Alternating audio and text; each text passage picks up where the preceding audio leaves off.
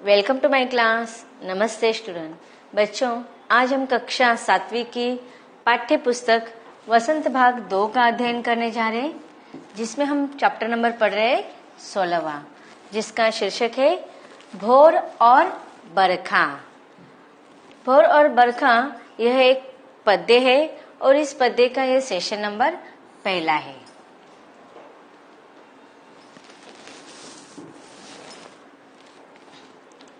भोर और बरखा इस पद्य के रचयिता है संत मीराबाई। तो सबसे पहले हम संत मीराबाई के जीवन परिचय के बारे में थोड़ी जानकारी हासिल कर लेते हैं।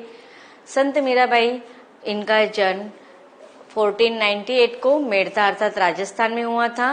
इनके पिताजी का नाम रतन सिंह था, उनकी माता का नाम वीर कुमारी था और इनके पति का नाम था महाराणा कुमार भोजराज। इनकी मृत्यु 1547 में हुए थे। अब इनके जन्म तारीख और मृत्यु तारीख दिनांक के संबंध में बहुत सारे विवाद है।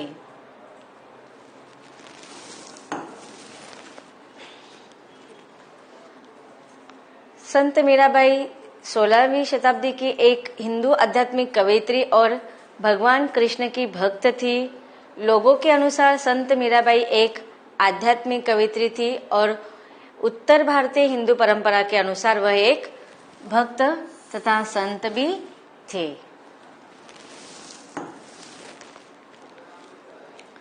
संत मीराबाई दिन रात कृष्ण भक्ति में ही लीन रहती और कृष्ण को ही अपना पति मानती थी। अब देखिए, बचपन की संत मीराबाई की बचपन की एक बात है। मैंने एक कहानी सुनी थी अपने बचपन में। कहा जाता है कि एक बार जब वो छोटी थी और अपनी गुड़िया के साथ खेल रही थी तो उन्होंने अपने सहेलियों के साथ गुड़िया की शादी रचाई थी और उस समय उनकी माँ उनको बुलाती है और घर में आने के लिए कहती है। तब माँ उनसे पूछती है कि तू क्या करे, तो कहती है कि मैं अपनी गुड़िया की शादी करने जा रही हूँ और अब वो अपने दूल्हा के साथ चली जाएगी। तो ऐसी नादानी में उन्होंने अपने माँ से पूछा कि मेरा दूल्हा कहाँ है। तब उनके माँ ने वहां पर भगवान श्री कृष्ण की मूर्ति थी। तो माँ ने अपने बचपन के इस बात को उन्होंने कहा था कि यही जो श्री कृष्ण है वही आपके पति है, वही आपके दूल्हा है। तो माँ ने जब बचपन में यह बात कही थी, कहा जाता है कि तब से मीराबाई श्री कृष्ण को अपना पति माना करती थी और उस अबोध बालिका के मन पर वह भक्ति, वह अपने पति अर्थात श्री कृष्ण के प्रति एक निष्ठता की जो भावना है वह आगे चलकर भी बनी रही। इसीलिए कहा जाता है कि जब उनकी पति की मृत्यु हो गई थी, शादी के बाद भी उनका मन ज्यादा तक शादीशुदा जीवन में नहीं बसा था और जब उनके पति की मृत्यु हो गई थी फिर भी वह सारे आम मंदिरों में जाकर कृष्ण भगवान के गीत गाया करती थी। अब वो ऊंचे घर की कुल की थी तो इसलिए लोग उसे यह बात उस समय मान्यता नहीं दी जाती कि स्त्रियों को इस प्रकार से मंदिरों में जाकर नाचना यह अच्छा नहीं लगता था। इसलिए उनको घर के परिवार के सदस्य बहुत ताने भी देते थे, उनको बाहर जाने से मना करते थे। लेकिन वह बचपन से ही अपने कृष्ण के प्रति उनकी भक्ति थी और इस प्रकार वह घर द्वार छोड़कर अपने गुरु के साथ श्री कृष्ण की भक्ति करने के लिए आगे का प्रवास उन्होंने किया था। इसलिए कृष्ण को वह अपने बचपन से ही अपने पति मानती थी। उन्होंने बहुत से लोक संगीत के किस्से तथा चरित्र लेखन, इन सारी कहानियों में लोगों के सामने श्री कृष्ण की बहुत सारी छोटी छोटी कथाएं प्रस्तुत की है। राजघराने में जन्म और विवाह होकर भी मीराबाई को बहुत दुख झेलना पड़ा था। इस वजह से उनमें विरक्ति बढ़ती गई और वे कृष्ण भक्ति की तरफ खींची चली गई। उनका कृष्ण प्रेम बहुत तीव्र होता गया। मीराबाई पर अनेक भक्ति संप्रदाय का प्रभाव था। इसका चित्रण उनकी रचनाओं में दिखाई देते हैं।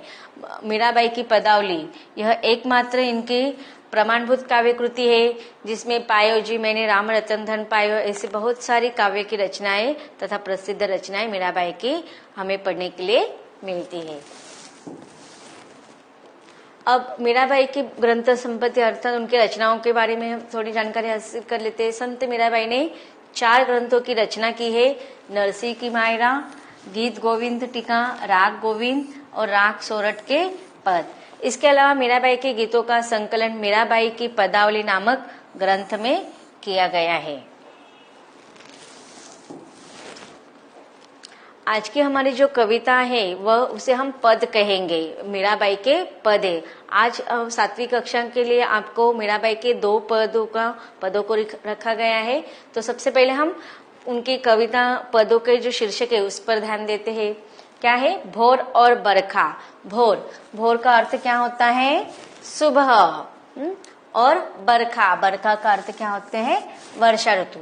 तो पहले पद में मीराबाई ने सुबह के वर्णन किया है और दूसरे पद में मीराबाई ने बरखा अर्थात बरसात वर्षा ऋतु का वर्णन किया है। तो सबसे पहले हम मीराबाई की पदावली का जो पहला पद है उसे विस्तार से पढ़ते हैं। पद कुछ इस प्रकार है।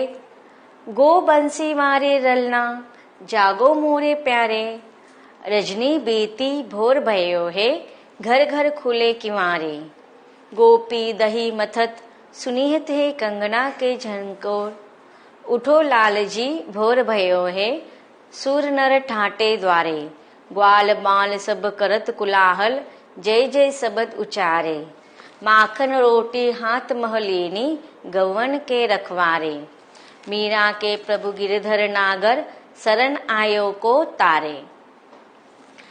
अब हम इस पद को विस्तार से पढ़ते हैं। गो बंसी मारी ललना, जागो मोरे प्यारे। अब देखिए यह पद किसने लिखा है? मीराबाई ने।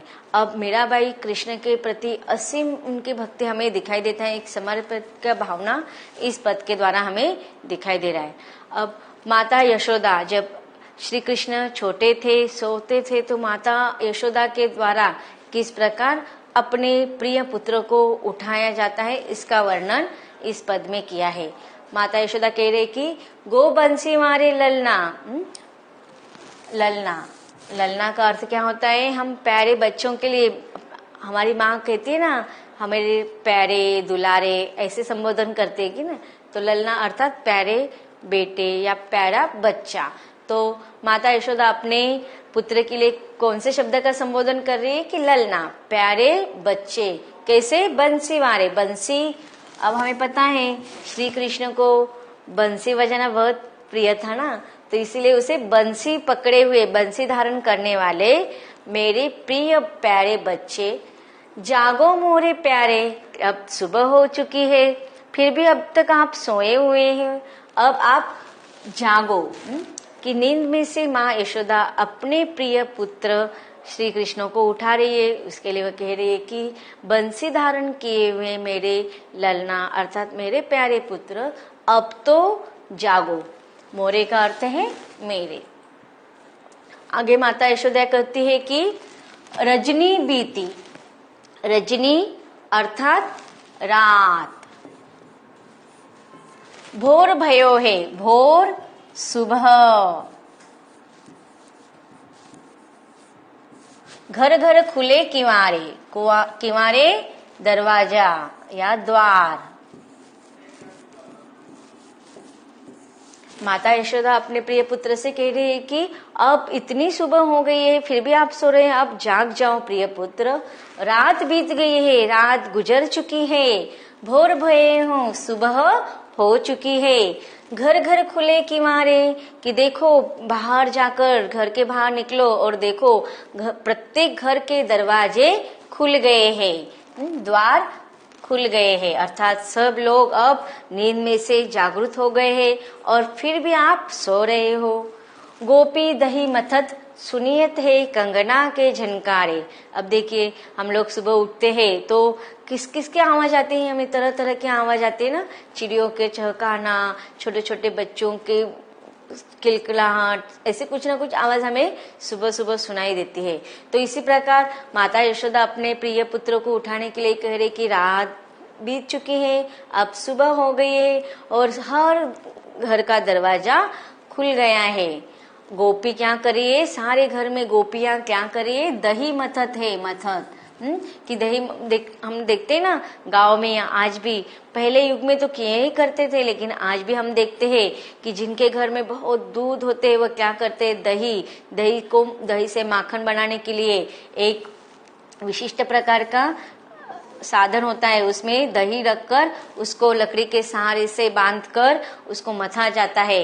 तो सारी गोपियां, सारी नारियां क्या करिए, सुबह सुबह उठकर, जल्दी उठकर दही को मथा रहे हैं। और जब वो दही मथाते हैं तो उनके क्रियाओं से क्या हो रहे हैं, सुनिए थे कंगना के झनकारे, कंगना के झनकारे, झनकार अर्थात आवाज।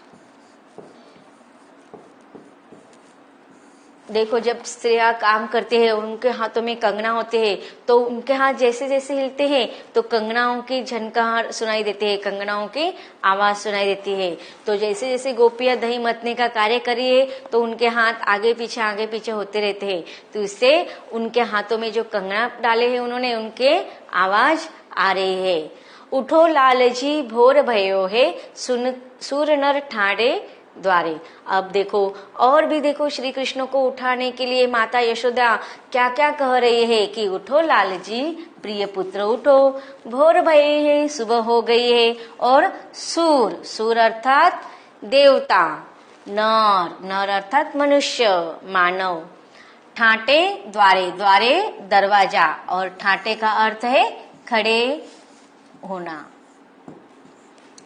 तो माता यशोदा क्या कह रही कि प्रिय पुत्र उठो, सुबह हो गई। सूर अर्थात देवता और मनुष्य सब दरवाजे पर खड़े होकर हाथ जोड़कर खड़े हैं और तुम्हें उठाने के प्रयास करे और सब आपका दर्शन लेना चाहते हैं कि कब आप उठेंगे और उनको दर्शन देंगे। अब आगे माता यशोदा कहती है कि ग्वाल बाल सब करत कुलाहल, कि देखो सब बाहर आकर ग्वाला के बाल अर्थात बच्चे या बालक, ग्वाला के गांव के जितने भी ग्वाला हैं उनके बालक, उनके बच्चे सब करत है कुलाहल का अर्थ होता है शोर। कि देखो जैसे हमारे घर में भी देखो हम सोते हैं तो सारे तुम्हारे दोस्त आकर शोर करने लगते ना, आप उठे या नहीं, आपके मम्मी को बोलते हैं उठाओ ना, उनको उठाओ ना। तो उनके आप जब घर में आपकी मम्मी उठाते तो आप उठते नहीं, लेकिन दोस्तों की आवाज सुनकर आप कितने भी नींद में हो तो तुरंत उठ जाते हो। तो उसी प्रकार माँ यशोदा अपने प्रिय पुत्र को उठाने के लिए कौन कौन सी बातें कह रही है कि तुम्हारे ग्वाल मित्र, तुम्हारे सारे दोस्त दरवाजे पर आकर क्या करे, शोर मचा रहे हैं। और क्या करे, जय जय शब्द उच्चारे, शब्द शब्द उच्चारे, उच्चारण करना, बोलना कि तुम्हारी जय जयकार कर रहे हैं, तुम्हारे उठने के इंतजार कर रहे हैं। माखन रोटी हाथ महलीनी गौवन के रखवारे। अब संत मीराबाई कहते हैं कि मेरे श्री कृष्ण कैसे उनकी छवि, माखन रोटी हाथ महली, कि माखन और रोटी हाथ में लेकर गौवन के रखवारे। गौवन अर्थात गाय या गायों, गाय के कैसे ही रखवाली करने वाले, उनके संरक्षण। तो वो कहती है कि गाय और मेरे श्री कृष्ण की छवि कैसी है, हाथ में माखन रोटी खाकर गायों की रक्षा करने वाले।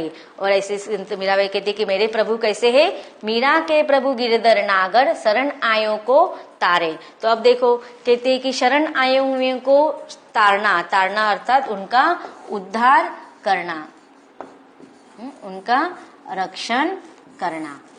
तो संत मीराबाई कहते कि मेरे प्रभु गिरधर नागर कैसे है, उनके शरण में उनकी सहायता मांगने के लिए उनके पास जब कोई भी आते हैं तो वो उनका उद्धार कर देते हैं। अब देखो गिरधर नागर यह श्री कृष्ण के बहुत सारे नामों में से एक नाम है। अब ये गिरधर नागर, इसका नाम क्यों पड़ा, इसकी कथा में आपको इसके बाद का जो पद पढ़ाऊंगी तब मैं उसको विस्तार से आपको बताऊंगी। तो इस प्रकार इस पद को हमने विस्तार से पढ़ लिया है।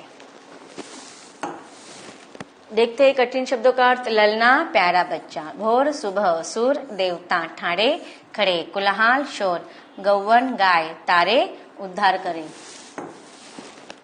प्रसंग है प्रस्तुत दुआ हमारी पाठ्य पुस्तक वसंत भाग 2 से संकलित भोर और बरखा नामक कविता से या पद से लिया गया है और इसके रचयिता है मीराबाई।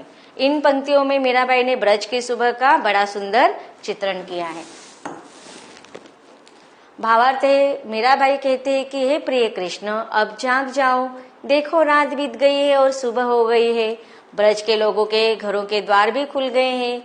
गोपियां दही मत कर मक्खन निकाल रही है। उनके कंगनों की झंकार साफ सुनाई दे रही है। हे श्री कृष्ण, उठो, अब प्रात हो गई है। सभी देवता और मनुष्य तुम्हारे दर्शनों के लिए द्वार पर खड़े हैं। ग्वाल बालक इकट्ठे होकर शोर कर रहे हैं और तुम्हारी जय जयकार कर रहे हैं। तब श्री कृष्ण उठ जाते हैं और अपने हाथ में मक्खन और रोटी लेकर गायों की रखवाली के लिए चल पड़ते हैं। मीरा कहती है कि वह गोवर्धन पर्वत धारण करने वाले चतुर की दासी है। श्री कृष्ण अपनी शरण में आने वालों का उद्धार करते हैं।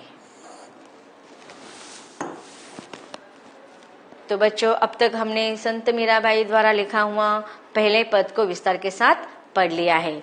अब दूसरे पद को भी हम विस्तार के साथ पढ़ेंगे, लेकिन इसके अगले भाग में।